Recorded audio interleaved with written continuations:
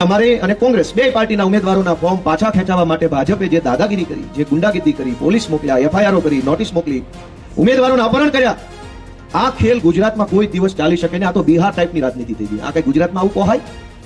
હવે આ દાદાગીરી કરીને બિનહરીફ ચૂંટણીઓ કરાવી લીધી. એ વિસ્તારના મતદારોને જે મત આપવાનો અધિકાર મળ્યો છે એનું શું ગણવાનું? મત અધિકાર છીનવાઈ ગયો કે ન છીનવાઈ ગયો?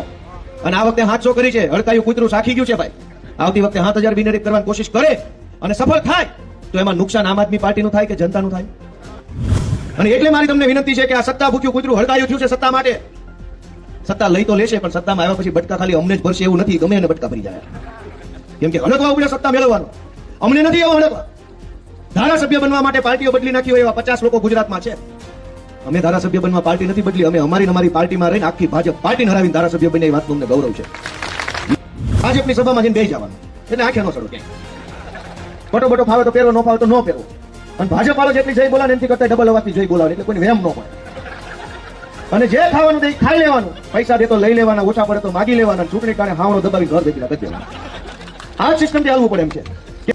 નેતાની પાછળ સમય બગાડો, દિમાગ લગાવો, પૈસા બગાડો, સવાર થાય તો ખબર પડે આ તો ટપી ગયો. બહુ ખરાબ પરિસ્થિતિમાંથી રાજનીતિ જઈ રહી છે. અને એવા સમયની અંદર મારી જેવા કે ચૈતરભાઈ જેવા, કિશુદાનભાઈ જેવા 5-25 જુવાનિયાઓએ નક્કી કર્યું છે કે અમે આ પરિસ્થિતિ બદલવા માંગીએ છીએ. અમે કોઈ પણ સંજોગોમાં ભાજપ અમે નમતું મૂકવાના નથી.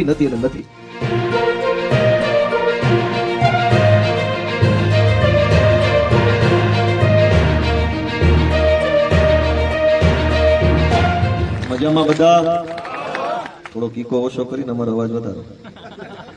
માઇક વાળા કાયમ અમારો અવાજ દબાવે. આવ્યો ને બધું? ભાજપ વાળા દબાવે, આ દબાવે, અમારે જવું ક્યાં? અમને એમ થાય માઇક છે થોડુંક જોરથી બોલજો, તમે આ દબી દે, ઓલે અંદર દબી દે. પતિના ભાર નથી. પણ નોંગણવદર ગામમાં આટલી વિશાળ સંખ્યામાં આપ સૌ ઉપસ્થિત રહ્યા છો એ બદલ આપ સૌને મારા પ્રણામ, સૌનો હું આભાર વ્યક્ત કરું છું. હજુ મારે 2 ગામમાં જઈ અને જનસભામાં હાજરી આપવાની છે અને ચૂંટણીનો સમય છે એટલે ટાઈમ કઈ હચવાય નહીં.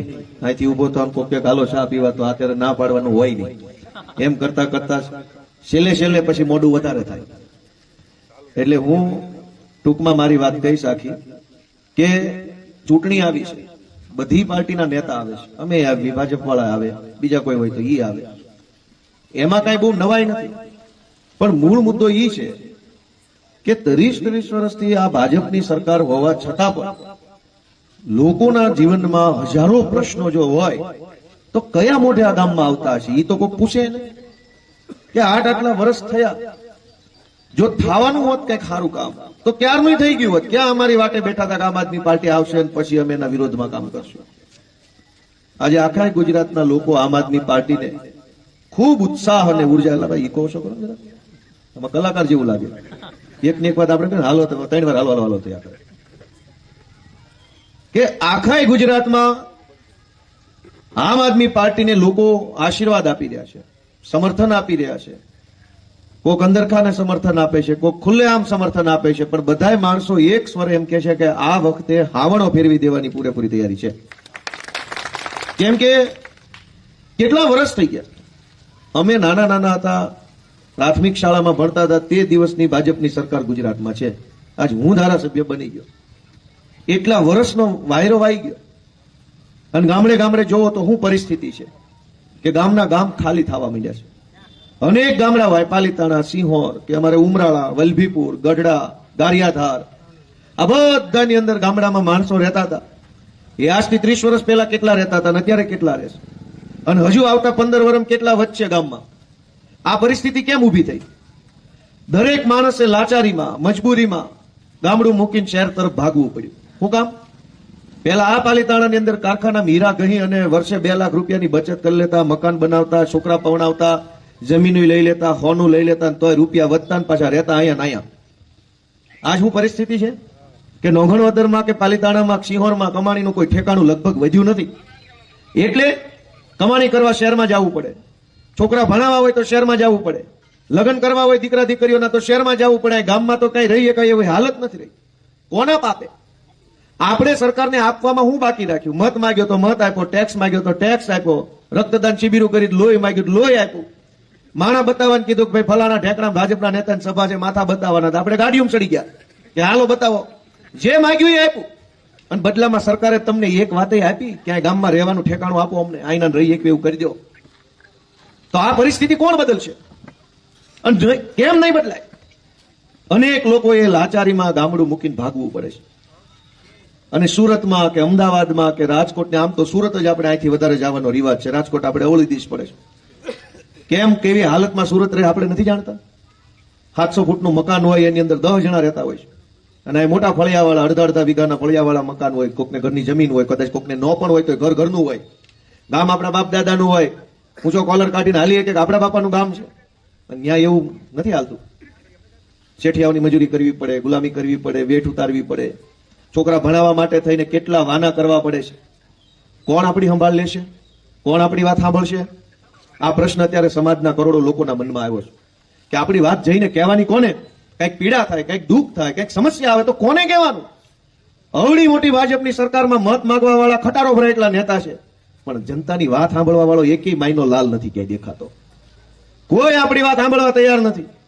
ગમે એવી સમસ્યા આવે, તમારું તમે જાણો એવો માહોલ છે અત્યારે. મારી વાત સાચી છે કે ખોટી છે?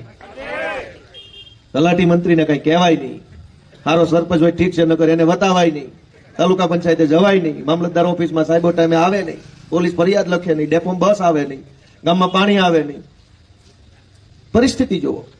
30 વર્ષ સુધી એકને એક પાર્ટીની સરકાર રહ્યા પછી તો પરિસ્થિતિ બદલાઈ જવી જોઈએ. એના બદલે પરિસ્થિતિ દિવસે ને દિવસે ખરાબ થતી જાય, ખરાબ થતી જાય, ખરાબ થતી જાય. અને એટલે અમે તમને વિનંતી કરવા માટે આવ્યા છીએ કે અમે નાના માણસો છીએ, તમારી જેવા માણસો છીએ, સીધા માણસો છે, સામાન્ય પરિવારના છીએ. અમને સમાજનું દુઃખ દેખાણું, દુઃખ સમજાણું, દુઃખ લાગ્યું, એટલે અમે રાજનીતિમાં આવ્યા કે હાલો ભાઈ અમે આગેવાની લઈએ, કાંઈક તો બદલવું પડશે. હું તો પોલીસમાં કોન્સ્ટેબલ હતો, મારે કાંઈ ઉપાધિ નહોતી. પહેલા હીરા ઘાતો હતો, 12મું ભણીને હીરામાં બેસી ગયો હતો ભાવનગર કુમુદવાડીમાં. હીરા ઘાતા ઘાતા એમાં એક સ્ટેપ પ્રમોશન આવ્યું, તો કુમુદવાડીમાંથી મારું પ્રમોશન થયું ત્યાં વિઠ્ઠલવાડી આગળ શું છે ઓલું હીરાનું માધવરત્ન, કઈ નિર્મળનગર, કુમુદવાડી નિર્મળનગર પ્રમોશન આવ્યું મારું. ઓફિસમાં બેસતો થઈ ગયો કારખાનામાંથી. એમાંથી હું પોલીસમાં કોન્સ્ટેબલ બની ગયો, સરકારી નોકરી મળી ગઈ, સારી જિંદગી થઈ ગઈ, મજા આવી ગઈ. હવે શું કરવાનું? સિસોટીઓ મારતી જવાની, ધોકો પછાડતો જવાનો, જે દે લેતો જવાનું અને આગળ વધતું જવાનું. આમાં બીજું શું હોય નોકરીમાં? આવી નોકરી મળી ગઈ, કાંઈ ઉપાધિ નહોતી મારે. અને એમાં ને એમાં રહીએ હોત ને 2-5 સાહેબોની વાહે વાહે ફરતો તો ડિસ્ટર્બમાં લઈ લે તો કમાણી વધી જાય. અને ડિસ્ટર્બમાં 2 વર્ષ કોઈ ખારા સાહેબની નજર પડી જાય, એલસીબી લઈ લે વધારે કમાણી થાય. આ રસ્તો હતો કે નહોતો અમારી પાસે? પણ એ રસ્તા ઉપર હું હાલ્યો નહીં. મેં સંઘર્ષનો રસ્તો પસંદ કર્યો કે આટલી પીડા હોય સમાજમાં, આટલું દુઃખ હોય, લોકો હેરાન થતા હોય, સામાન્યમાં સામાન્ય નાના એવા કામ માટે લોકોએ કરગરવું પડતું હોય, તો ધૂળ પડી આપણી નોકરીમાં. હું આવીશ રાજનીતિમાં અને બદલાવ લાવવાની કોશિશ કરીશ આખી જિંદગી ભરું. એ નિર્ણય સાથે હું આવ્યો. હું રાજકારણમાં આવ્યો ત્યારે આમ આદમી પાર્ટીને મને બેમાંથી એક કોઈ નહોતું ઓળખતું. જે ગામમાં જ આવી એમાં બુંગણવાળો, માઇકવાળો, અમારી હારે 2 જણા આવ્યા હોય એટલા જ હોય સભા. બુંગણવાળો બુંગણ માટે બેઠો હોય, એનું હલવાનું હોય, એટલે માઇક વાળો તો હું છે, એને તો અમારે ભાડું દેવાનું, એટલે બે એને શું ખબર પડે કે ભાઈ કોની સભા છે ને કઈ નતા છે. એ પરિસ્થિતિમાં અમે પાછું પગલું ન ભર્યું, સતત સંઘર્ષ કર્યો, સતત બોલતા રહ્યા, અવાજ ઉઠાવતા રહ્યા, લોકોની લડાઈ લડ્યા, મુદ્દા ઉઠાવ્યા. ક્યાંક અમને ગાળ્યું ખાવી પડી, ક્યાંક માર ખાવો પડ્યો, ક્યાંક જેલમાં જવું પડ્યું, ક્યાંક અમારી ઉપર હુમલાઓ થયા, ક્યાંક અમારા પરિવાર ઉપર હુમલાઓ થયા. બધું જ થયું, પણ પાછું પગલું ન ભર્યું, હિંમત હાર્યા નહીં, રસ્તો ભટક્યા નહીં, લક્ષ ચૂક્યા નહીં. એટલે વિસાવદર, ભેસાણ ને જુનાગઢની જનતાએ આજે મને ધારાસભ્ય બનાવીને આખા ગુજરાતનું કામ કરવા મોકલ્યો. એક ગોપાલભાઈ જો ગુજરાતને મળે તો થોડોક તો ગુજરાતને ફાયદો થયો હશે કે નહીં થયો હોય? થયો હશે કે નહીં થયો હોય? તો બીજા 50 ગોપાલભાઈ લાવવાની જવાબદારી કોની ગણાય? પબ્લિકની ગણાય, આમ જનતાની ગણાય કે આજ લોકોની વાત સાંભળવા વાળો કોક માણસ તો આવ્યો. આપણે તો એવી વ્યવસ્થામાં રહીએ છીએ કે ભાઈ કોક આપણી વાત સાંભળી લે તો અડધો રોગ દૂર થઈ જાય, અડધી પીડા મટી જાય, સાંભળી લે તોય. અત્યારે તો કોઈ સાંભળવા તૈયાર નથી જનતાની વાતને. અત્યારે ચૂંટણી ટાણે કેટલા વિડીયો વાયરલ થયા. ભાજપ વાળા જે સોસાયટી મત માંગવા જાય ન્યા હામાં થાય. જોયા વિડીયો? જે સોસાયટીમાં મત માંગવા જાય ન્યા કોક પબ્લિક હામાં આવીને કે ભાઈ અમારી સોસાયટીમાં આ તકલીફ છે, ન્યા બોસ્યું પકડી લે. હજુ ચૂંટણી છે ત્યાં, તો કેમ આની વાહે ટાઈમ બગાડવો? મિત્રો, બહુ ગંભીર પરિસ્થિતિમાંથી આપણા રાજ્યના લોકો ગુજરી રહ્યા છે. આ સમય બહુ મુશ્કેલ છે અને એ સમય બદલવાની જવાબદારી આપણા બધાની છે. 2 દિવસ પહેલા ચૂંટણીનું ફોર્મ પાછું ખેંચવાનો દિવસ હતો અને આમ આદમી પાર્ટીએ આ વખતે ગુજરાતની રાજનીતિમાં એક નવો ઇતિહાસ બનાવ્યો. ગુજરાત રાજ્ય મહારાષ્ટ્રથી અલગ પડ્યું ત્યારથી લઈને આજ દિવસ સુધીના ઇતિહાસમાં ક્યારેય ભાજપ કે કોંગ્રેસ સિવાયની કોઈ પાર્ટીએ સ્થાનિક સ્વરાજ્યની ચૂંટણીમાં હજારોની સંખ્યામાં ઉમેદવારો નહોતા ઉભા રાખ્યા. ગુજરાતના ઇતિહાસમાં પહેલીવાર આમ આદમી પાર્ટીએ 6,000 ઉમેદવારો સ્થાનિક સ્વરાજમાં ઉભા રાખ્યા. ગુજરાતમાં પહેલીવાર ત્રીજી પાર્ટીના 6,000 ઉમેદવારો ઉભા છે. પહેલા તો ભાજપે એવી કોશિશ કરી કે અમને ઉમેદવાર ન મળે એટલે જેને અમે તૈયાર કર્યા હોય ઉમેદવારી બનાવવા માટે એના ઘરે શરૂઆતમાં ભાજપના માણસો, ક્યાંક પોલીસ, ક્યાંક ગુંડા, ક્યાંક જ્ઞાતિના આગેવાનો, એને જઈને ડરાવા ધમકાવવાનું કોશિશ કરીને કેટલાક મક્કમ મનના મનોબળવાળા માણસો તૈયાર થયા અને અમે ઉમેદવાર બનાવ્યા. તો ભાજપે બીજી કોશિશ કરી કે અમારા ફોર્મ રદ થઈ જવા જોઈએ. ચકાસણી દરમિયાન રદ જ. આખા ગુજરાતમાં એવી કોશિશ કરી, પણ અમે તો છીએ ભણેલી ગણેલી પાર્ટીના માણસો, અમારા ફોર્મમાં ભૂલ હોય જ નહીં. રદ શું તંબુરો કરતા હતા? અમારા ફોર્મ રદ ન થયા, ટકી ગયા અમારા ફોર્મ. તો પછી એને ત્રીજા નંબરનું આયોજન કર્યું કે ઉમેદવારોએ ફોર્મ ભરી દીધા, ફોર્મ રદ ન થયા તો ઉમેદવારોને ડરાવી ધમકાવી ફોર્મ પાછા ખેંચાવવાની કોશિશ કરીએ. અને અમારે અને કોંગ્રેસ બે પાર્ટીના ઉમેદવારોના ફોર્મ પાછા ખેંચાવવા માટે ભાજપે જે દાદાગીરી કરી, જે ગુંડાગીરી કરી, પોલીસ મોકલ્યા, એફઆઈઆરો કરી, નોટિસ મોકલી, ઉમેદવારોના અપહરણ કર્યા, આ ખેલ ગુજરાતમાં કોઈ દિવસ ચાલી શકે નહીં. આ તો બિહાર ટાઈપની રાજનીતિ થઈ ગઈ. આ કઈ ગુજરાતમાં આવું પોહાય? બિહારમાં એવું સાંભળ્યું હતું કે ઉમેદવારોના અપહરણ થઈ જાય, ઉમેદવારોને છરી બતાવવામાં આવે, ઉમેદવારો કિડનેપ થઈ જાય, લૂંટ થઈ જાય, એફઆઈઆર થઈ જાય, જેલમાં વહી જાય. એ રાજનીતિ બિહારની છે, ગુજરાતની નહીં. દેશના ગુજરાતના ઇતિહાસમાં ભાજપની સરકારમાં પણ ક્યારેય ભૂતકાળમાં આવું નહોતું થયું, એવું આ વખતે થયું. ગુંડાગીરી કરી અને ભાજપે 700 સીટો બિનહરીફ કરાવી લીધી. મિત્રો, મારે તમને એમ કહેવું છે કે ચૂંટણી તો આવતી જતી રહેશે, હાર જીત થતી રહે. અનેક નેતા બન્યા અને મરી ગયા ને વૈયાઈ ગયા, અનેક પાર્ટીઓ બનીને વૈયાઈ ગઈ, કોઈ ખબર નથી કઈ પાર્ટી કિમલો પતિ ગુજરાતમાં સરકારમાંથી પાર્ટી, આજ કોઈને ખબર નથી કિમલો પાર્ટી હતી કે નહોતી. આ બધું હાલતું જ રહેવાનું છે, આ કઈ ઊભું નહીં રહે. પણ રાજનીતિને ખાડે લઈ જવાનું પાપ જે ભાજપે કર્યું છે ને, ખાડામાંથી રાજ્યને બહાર લાવવામાં વર્ષો વયા જાય, પેઢીઓએ સંઘર્ષ કરવો પડશે. 700 સીટો બિનહરીફ થઈ ગઈ. એ કેવી રીતે થઈ? અપહરણો કરીને, પોલીસ મોકલીને, ગુંડા મોકલીને, ડરાવીને. હવે જેણે સામેવાળી પાર્ટીના ઉમેદવારનું અપહરણ કરીને બિનહરીફ થઈને જીત્યો છે, એ માણસ પાસે કામ લઈને જવાશે? આપણે જવાશે એની પાસે? આપણું અપહરણ કરી લે એ શેનો કામ લઈને આવ્યો છે? દોસ્તો, આ રાજનીતિ બિલકુલ વ્યાજબી વાત નથી. હું તમને બધાને વિનંતી કરું છું કે લોકશાહી બચાવવા માટે થઈને તમે આ ચૂંટણીમાં ઝાડુને મત આપો, એ મારી વિનંતી છે. કેમ કે આ ફોર્મ ભરવાનો અધિકાર કોણે આપ્યો? ભાજપે થોડો આપ્યો છે. દેશ અંગ્રેજોથી આઝાદ કરાવવામાં 200 વર્ષ લાગ્યા. અંગ્રેજો જયારે દેશમાં હતા ત્યારે ફોર્મ કોઈ નહોતું ભરી શકતું. અંગ્રેજોની બિનહરીફ સરકાર 200 વર્ષ આવી. પછી દેશના ગાંધીજી, સરદાર પટેલ, બાબા સાહેબને એમ થયું બિનહરીફ ન થવું જોઈએ, આમાં બધાને ફોર્મ ભરવાનો હક હોવો જોઈએ. બધાને ફોર્મ ભરવાનો હક મળે એના માટે તો આઝાદીની લડાઈ લડાણી, એના માટે આઝાદી લાવવાની, એના માટે તો બંધારણ બનાવ્યું કે હવ ફોર્મ ભરીએ કે હવ ચૂંટણી લડીએ. કે એવો દેશ બનાવવા માટે આઝાદી લાવવા, બંધારણ બનાવ્યું. હવે ભાજપ વાળા કહે છે કે નહીં, કોઈ નહીં ભરીએ, કે અંગ્રેજો જેવું પાછું ચાલુ કરો. આ અધિકાર કોણે આપ્યો મત આપવાનો? બાબા સાહેબે આપ્યો, બંધારણે આપ્યો, ભારતના લડવૈયાઓએ આપ્યો. તમે મત આપીને તમારો નેતા નક્કી કરી શકો એ હક કોણે આપ્યો? ભાજપે આપ્યો કે સંવિધાને? હવે આ દાદાગીરી કરીને બિનહરીફ ચૂંટણીઓ કરાવી લીધી. એ વિસ્તારના મતદારોને જે મત આપવાનો અધિકાર મળ્યો છે એનું શું ગણવાનું? મત અધિકાર છીનવાઈ ગયો કે ન છીનવાઈ ગયો? અને આ વખતે 700 કરી છે. હડકાયું કૂતરું સાખી ગયું છે ભાઈ. આવતી વખતે 7000 બિનહરીફ કરવાની કોશિશ કરે અને સફળ થાય તો એમાં નુકસાન આમ આદમી પાર્ટીનું થાય કે જનતાનું થાય? હોય એવું કહો, જનતાનું નુકસાન થાય કે આમ આદમી પાર્ટીનું? દાદાગીરી કરીને 700 સીટો જીતે, 7000 સીટો જે પાર્ટી જીતે એ જીત્યા પછી દાદાગીરી કરે, કામ કરે. તો આને રોકવાની જવાબદારી કોની? અને ખાઈ કહેવા ખાતર નહીં, આપણે બધાએ વિચારવું પડશે કે આ તો બહુ ખોટી વસ્તુ છે. ચૂંટણી ભલે થઈ જાય, ચૂંટણી થઈ જાય, જે હારવાનું એ હારી જાય, જીતવાનું એ જીતી જાય, પણ ચૂંટણી જ ન થાય એ લોકશાહીમાં વ્યાજબી લાગે છે કોઈને? મને કયો, હાલો, લાગે છે કોઈને વ્યાજબી? અહીં બેઠા ને વ્યાજબી લાગે છે ભાઈ? અહીં આંકોર વ્યાજબી છે? અહીં લીમડા હેઠે બેઠા ને વ્યાજબી લાગે છે? અહીં વડલા હેઠે બેઠા ને વ્યાજબી લાગે છે? ચૂંટણી જ ન થાય તો ગમે એવો માણસ નેતા બની જાય દાદાગીરી કરીને, પછી એની પાસે કેમ જાશો? ચૂંટણી થાય તો તમને જે ગમે એ માણસ નેતા બને, ભલે ગાંડો બને તો ગાંડો બને, પણ તમને ગમે એ બને. ચૂંટણી જ ન થાય તો ગમે એવો માણસ છે એ નેતા બની જાય અને સમાજની ઉપર બેસી જાય.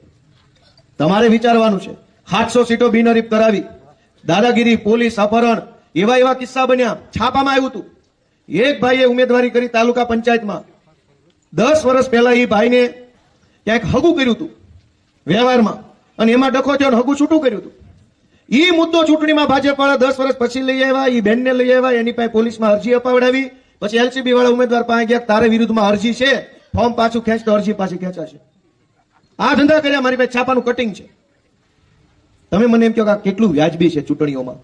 ભલે ઉભા રહી જાય, નોંગણવદર વાળાને ગમે એ જીત છે, નહીં ગમે એ હારી જાય, પણ આ ધંધા વ્યાજબી છે કે નહીં તમે નક્કી કરજો નાગરિક તરીકે. આમાં ગોપાલભાઈનું આમ આદમી પાર્ટીનું શું જાય? ગોપાલભાઈને ભગવાને બળુકા બનાવ્યા છે, ચૂંટણી નહીં પણ જીતે તો અમને કોઈ તુંય નહીં કહી જાય ને અમને કોઈ હાથે નહીં અડાડી જાય, એટલા બળુકા માણસો તો અમે છીએ જ કે જિંદગીભર વટથી જીવી શકીએ. પણ એક સામાન્ય માણસ ક્યાં ટેકો દઈને ઉભો રહેશે? ટેકો ક્યાં એનો? આજ અમે છીએ વિરોધ પક્ષમાં તો હુમલો અમારી ઉપર થાય, પોલીસ અમને પકડે, ભાજપ અમને પકડે, કાલ અમે જ નહીં રહીએ તો કોને પકડશે? સીધા તમને. વિરોધ પક્ષ એક દિવાલ છે. સત્તાનો ખૂની પંજો જયારે આગળ વધે તો પહેલા આડી એક દિવાલ આવે વિરોધ પક્ષની, વિરોધ પક્ષના નેતાઓની, અને વિરોધ પક્ષને ખતમ કરી નાખે, વિરોધ પક્ષને જેલમાં પૂરી દે, વિરોધ પક્ષને પાડી દે, એટલે સીધો જનતાનો નંબર આવે. કેમ કે કૂતરું હડકાયું થાય તો થોડું જોવાનું છે કોને કવડું, જે ઝપટમાં આવે ને કવડી જવાની વાત છે. અને એટલે મારી તમને વિનંતી છે કે આ સત્તા ભૂખ્યું કૂતરું હડકાયું થયું છે સત્તા માટે. સત્તા લઈ તો લેશે પણ સત્તામાં આવ્યા પછી બટકા ખાલી અમને જ ભરશે એવું નથી, ગમે એને બટકા ભરી જાય. કેમ કે હડકવા ઉપડે સત્તા મેળવવાનો, અમને નથી એવો હડકવા. ધારાસભ્ય બનવા માટે પાર્ટીઓ બદલી નાખી હોય એવા 50 લોકો ગુજરાતમાં છે. અમે ધારાસભ્ય બનવા પાર્ટી નથી બદલી, અમે અમારી પાર્ટીમાં રહીને આખી ભાજપ પાર્ટીને હરાવીને ધારાસભ્ય બન્યા એ વાતનું અમને ગૌરવ છે. વિસાવદરમાં મુખ્યમંત્રી, ગૃહમંત્રી, વન મંત્રી, સિંચાઈ મંત્રી, પાણી મંત્રી, સહકાર મંત્રી, કૃષિ મંત્રી, 10 ખટારા ભરીને ભાજપના મંત્રી સંત્રી તંત્રી બધા ત્યાં પ્રચાર કરતા હતા. ભાજપના પ્રદેશ પ્રમુખ, આખા કાઠિયાવાડના બધી જ્ઞાતિના ધારાસભ્યો, સાંસદ સભ્યો કાઠિયાવાડ આખાના, જિલ્લા પંચાયતના પ્રમુખો બધા કાઠિયાવાડની બધી નગરપાલિકાના પ્રમુખો, કાઠિયાવાડની બધી એપીએમસી ના હોદ્દેદારો, જુનાગઢ, અમરેલી અને ગીર સોમનાથ ને રાજકોટ જિલ્લાના બધા બુટલેગરો, રેતી માફિયાઓ, પોલીસના માણસો, સહકારી બેંકના બધા હોદ્દેદારો, આટલા બધા માણસો વિસાવદર ભેસાણની ચૂંટણીના ગામડે ગામડે બજારે બજારે ફરતા હતા, એમ કહેવા કે ગોપાલને મત ન દેતા. અને લોકોએ હોશિયાર, લોકોએ નક્કી કર્યું તમે કેમ જ હોય ને બાપુ, તમે કેમ નીકળો પોસા પૈકી. કોઈએ મોઢે ના ન પાડી, બધા સમજી ગયા આને ના પાડશું તો હાર આપણને હેરાન કરશે. એટલે જે આવે ને કીધું માહોલ એકદમ કમ્પ્લીટ છે, આ કઈ ધક્કો ખાવા પણ જ નથી, કાઉન્સમાં તમારે કોઈ બોલ્યા નહીં. મનમાં નક્કી કરી લીધેલું કે પાડી દેવાના છે, હાવણા વાળી કરવાની છે, એવો હાવણો મારવો કે આખા ગુજરાતમાં ડંકો વાગી જવો જોઈએ. વિસાવદરનો એવો હાવણો માર્યો. અને હું તો તમને વિનંતી કરું છું કે ભાજપની સભામાં જઈને બેસી જવાનું, એટલે આંખે ન સડો ક્યાંય. બટો ફાવે તો પહેરવો, ન ફાવે તો ન પહેરવો. અને ભાજપ વાળો જેટલી જય બોલાવે એનાથી કરતા ડબલ અવાજથી જય બોલાવે, એટલે કોઈને વહેમ ન પડે. અને જે ખાવાનું દે ખાઈ લેવાનું, પૈસા દે તો લઈ લેવાના, ઓછા પડે તો માગી લેવાના, ચૂંટણી ટાણે હાવણો દબાવી ઘર ભેગી કરી દેવાના. આ જ સિસ્ટમથી હાલવું પડે એમ છે. કેમ કે તમે સભામાં બેહો તો તરત ગામના જે કઈ લુખા લફંગાનો ફોન આવે, કાલ તો ભાઈ તું બહુ દાંત કાઢતો હતો ને ગોપાલની સભામાં ગલે બે. આવી રીતે ડરાવે. જેટલી શક્તિ, જેટલો તાકાત તમે લોકોને ડરાવવામાં વાપરો છો એના કરતા અડધી તાકાત લોકોનું કામ કરવામાં વાપર્યો તો નોંગણ વગર પાણી વગર તરશું ન રહેતું હોત. તમે ડરાવવામાં તાકાત વાપરો છો. કેમ એની સભામાં ગયો, કેમ ત્યાં ખુરશીમાં બેઠો હતો, કેમ દાંત કાઢતો હતો, ફોટામાં તારા ઝૂમ કરીને બતાવ. રમેશ જો આ તારું મોઢું ઝૂમ કરીને ગામની ગટરું બતાવો ને, કેટલી પોટલી છે કેટલી હારી છે. એમાં મગજ નહીં નાખે. ડરની દુકાન ખોલી છે આ લોકોએ. હું તમને વિનંતી કરું છું કે જાહેરમાં નહીં દેખાવાનું, ક્યાંય ભાજપની જ સભામાં બેસવાનું, પણ બટન હાવણાનું દબાઈ દેવાનું, એટલે એ જાય લંગરિયા લેતો આલુ પડે. તો શું દર ચૂંટણીમાં દાદાગીરી, કે કામની વાત તો હોય કે ન હોય? છોકરા ભણાવવા હોય તો જાવું કે અનેક મા બાપ એવા છે જે એમ વિચારે છે કે અમે તો જિંદગી જેમ તેમ કાઢી લીધી ભાઈ, હવે અમારા છોકરાનું કઈ ઠેકાણું સારું પડે તો સારું ભણાવો છે. અનેક માણસોના ખિસ્સામાં પૈસા નથી, ક્યાં ભણાવવા જાય? વચ્ચે હીરાના ધંધામાં મંદી આવી તો હર્ષ સંઘવીએ જાહેરાત કરી રત્નદીપ યોજના. રત્ન કલાકારોના બાળકોને શિક્ષણની ફી કે સરકાર ચૂકવશે. 500 1000 રૂપિયા ખર્ચો થયો ફોર્મ ભરવાનો, અને 25 લોકોને બાપ કરતા કોઈના ખાતામાં કાણી કોડી આજે આવી નથી. 2000 નો ખર્ચો થયો ઉલટાનો. અનેક રત્ન. મેં જુનાગઢના જિલ્લાનો પ્રશ્ન પૂછ્યો વિધાનસભામાં કે અમારા જુનાગઢમાં, હું ત્યાંનો ધારાસભ્ય છું, કેટલા લોકોએ રત્ન કલાકારોએ અરજી કરી અને કેટલાને સહાય મળી? સરકારે મને લેખિતમાં જવાબ આપ્યો કે 2962 રત્ન કલાકારોએ અરજી કરી 622 રત્ન કલાકારોને સહાય મળી, બાકીના ફોર્મ રદ કર્યા. 2900 માંથી માત્ર 600 રત્ન કલાકારોને સહાય મળી, તો બાકીના ફોર્મ ભરવાનો ખર્ચો કર્યો એ તો પાછો આપો. હવે બીજું બધું તો ગયું તેલ લેવા. આવી સરકાર હાલે છે. કોઈ કહેવા વાળું નથી અમને અને કોઈ સાંભળવા વાળું નથી અમને. અને તમને એમ લાગે કે આ ગોપાલભાઈ કે ચૈતરભાઈ કે ઈશુદાનભાઈ કે રાજુભાઈ આવા નેતાઓને મજબૂત કરવાની જરૂર છે એમ તમે માનતા હો તો હાવણો દબાઈ દેજો મહેરબાની કરીને, એવી આખા ગામને વિનંતી કરું છું દોસ્તો. અને તમે મત નહીં આપો તો શું થાય કે ગોપાલભાઈ હોશિયાર માણસ તો છે જ, બોલી શકે એવો માણસ છે, ભણેલ ગણેલ માણસ છે, વકીલ છે, લડાઈ લડી શકે એવો માણસ છે, પણ હું ચૂંટણી ન જીતું તો મારી બધી શક્તિ તાકાતનો ઉપયોગ હું કેવી રીતે કરી શકું? એક કોન્સ્ટેબલે મારી વાત માને નહીં જો હું ચૂંટણી ન જીતું તો. બોલતા આટલું જ આવડે, પણ ધારાસભ્ય થઈને પોલીસ સ્ટેશનમાં કે કલેક્ટર ઓફિસમાં કે મામલતદાર ઓફિસમાં જાઓ તો નિયમ એમ કહે છે કે એને ઉભા થઈને આવો સાહેબ એમ મને કેવું, એવો સરકારનો નિયમ છે. તમે મને શક્તિ આપો તો મારી પોતાની શક્તિ હું સમાજ માટે વાપરી શકું. તમે મને શક્તિ નહીં આપો તો મારી પોતાની શક્તિનો ઉપયોગ ન થઈ શકે. હું કલેક્ટર સામે બેસીને કોઈ પણ ભાષા ઈ જે સમજે એ ભાષામાં જે જરૂર હોય એ ભાષામાં બોલી શકું એવી શક્તિ છે, પણ હું ત્યાં જઈને બોલી શકું એવો અધિકાર મને કોણ આપશે? પબ્લિક આપી શકે. શક્તિ નેતામાં નથી, શક્તિ જનતામાં છે, શક્તિ લોકોમાં છે. લોકો જેને શક્તિ આપે એ માણસ કદાવર બને, શક્તિશાળી બને. તમે ધારો એને શક્તિશાળી બનાવી શકો, ધારો એને ઘરે બેસાડી શકો, પણ તમે કોઈ હારા માણસના હાથમાં શક્તિ આપો તો સમાજનું સારું થાય. નબળા માણસના હાથમાં શક્તિ આવશે તો એ સમાજનું ખરાબ કરશે. આજ પરિસ્થિતિ જુઓ કે ચોમાસામાં જ્યારે જરૂર હોય ત્યારે ખાતર ન મળે, લાઈનોમાં ઊભું રહેવું પડે. વાત સાચી છે ખોટી છે? દારૂ કોઈ દી નો ઘટે, ખાતર ઘટે, પાણી ઘટે, શાળામાં માસ્તર ઘટે, ડેપોમાં બસ ઘટે, દારૂ કોઈ દી ઘટે તો મને તમે કયો? દારૂ ઉપર પ્રતિબંધ છે, કાયદો બનેલો છે, નહીં વેચવાનો, નહીં પીવાનો, નહીં બનાવવાનો, નહીં હેરફેર કરવાનો. ગુજરાતના ઇતિહાસમાં કોઈ દી દારૂ ઘટ્યો હોય ને ગામ આખો રોડ રસ્તા રોકો આંદોલન કર્યું કે અમારા ગામમાં દારૂ ઘટ્યો, આંદોલન નહીં હાલે, એવું થયું કઈ? જે વસ્તુ પર પ્રતિબંધ છે એ નથી ઘટતું, અને જે વસ્તુ ખુલ્લે આમ વેચવાની છે એ કાયમ ઘટ્યા કરે છે. શું કામ? વહીવટ હાવ 8-5 હાથમાં હોપ્યો છે તો આવો જ વહીવટ હોય ને, એની પાસે વહીવટની હું આશા રાખો? દારૂ મળી રહે છે, ખાતર નથી મળતું, શિક્ષણ નથી મળતું, આરોગ્ય વ્યવસ્થા નથી મળતી. કોરોના આવ્યો, ઓક્સિજનના બાટલા નહોતા મળતા, દારૂના બાટલા કોથળીઓ મળતી હતી, હોમ ડિલિવરી. હમણાં અમેરિકા ઈરાનનું યુદ્ધ થયું, ગેસના બાટલા ઘટ્યા, પણ તે દિવસે દારૂના બાટલા ઘટ્યા ન ઘટે. ક્યારેક ક્યારેક મને એમ થાય, અને તમે તમારી અડખે પડખે કોઈ ભાજપનો મિત્ર રહેતા હોય, કોઈ હોદ્દેદાર તમારા ઓળખાણમાં હગા હોય તેને કહેજો કે આ બુટલેગરોનો વહીવટ કેટલો સરળ છે. ગમે એવી પરિસ્થિતિમાં તમને માલ પોગાડે પોગાડે પોગાડે, કોઈ દી એમ ન કે આજ ઓછું આવ્યું છે ઉપરથી. તો એની આવડતની કદર કરીને એક વખત ગૃહમંત્રીએ રાજીનામું આપીને બુટલેગરને ત્યાં બેહાડવો જોઈએ, જેથી કરીને આખા ગુજરાતમાં કઈ ઘટે જ નહીં. એની પાસે આવડત છે. ખાતરનો વહીવટ એ બુટલેગરને હોપજો, ખાતર ઘટે જ કહેજો. પછી દોસ્તો આપણે હસતા હસતા વાત કરીએ છીએ, કેમ કે રોવીને તો આપણા રોવાનું પૂરું ન થાય ને એટલા પ્રશ્નો છે. રોઈએ